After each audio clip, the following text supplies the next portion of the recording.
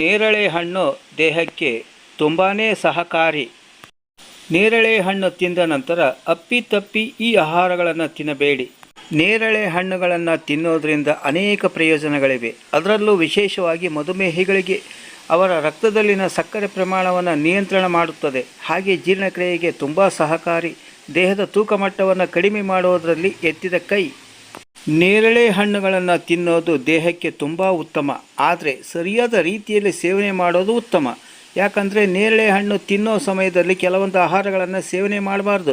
ಮಾಡಿದರೆ ಕೆಲವೊಂದು ಸಮಸ್ಯೆಗಳನ್ನು ಎದುರಿಸಬೇಕಾಗುತ್ತೆ. ಹಾಗಾದರೆ ಸೇವನೆ ಮಾಡದೇ ಇರೋ ಆಹಾರಗಳು ಯಾವುವು ತಿಳಿಯೋಣ ಬನ್ನಿ. ಹಾಲನ್ನು ಕುಡಿಯಬಾರದು. ನೇರಳೆ ಹಣ್ಣು ತಿಂದ ನಂತರ ಹಾಲನ್ನು ಕುಡಿಯಬಾರದು. ಒಂದು ವೇಳೆ ಕುಡಿದರೆ ಜೀರ್ಣಕ್ರಿಯೆ ಸಮಸ್ಯೆ ಜೊತೆಗೆ ಹೊಟ್ಟೆ ನೋವು, ಗ್ಯಾಸ್ಟ್ರಿಕ್ ಹಾಗೂ ಮಲಬದ್ಧತೆಗೆ ಕಾರಣ ಆಗಬಹುದು.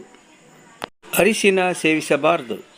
ನೇರಳೆ ಹಣ್ಣು ತಿಂದ ತಕ್ಷಣ ಅರಿಶಿನ ಸೇವಿಸಬಾರದು. ಅಚಾನಕ್ ಸೇವನೆ ಮಾಡಿದರೆ ಹೊಟ್ಟೆಗೆ ಸಂಬಂಧಿಸಿದ ಸಮಸ್ಯೆಗಳನ್ನು ಎದುರಿಸಬೇಕಾಗಬಹುದು. ಅರಿಶಿನ ಸೇವಿಸಿದ ಸಮಯದಲ್ಲಿ ಹೊಟ್ಟೆ ಅಥವಾ ದೇಹದಲ್ಲಿ ಸುಡುವ ವೇದನೆಯ ಅನುಭವ ಆಗುತ್ತದೆ. ಉಪ್ಪಿನಕಾಯಿ ತಿನ್ನಬಾರದು. ನೇರಳೆ ಹಣ್ಣು ಸೇವನೆ ಸಮಯದಲ್ಲಿ ಉಪ್ಪಿನಕಾಯಿ ಸೇವಿಸಕೂಡದು. ಯಾಕೆಂದರೆ ಉಪ್ಪಿನಕಾಯಿಯಲ್ಲಿ ಸಾಕಷ್ಟು ಎಣ್ಣೆ ಮತ್ತು ಮಸಾಲೆ ಪದಾರ್ಥಗಳಿದ್ದು ಹೊಟ್ಟೆಗೆ ಸಂಬಂಧಪಟ್ಟ ಕಾಯಿಲೆಗಳು ಉಂಟಾಗಬಹುದು.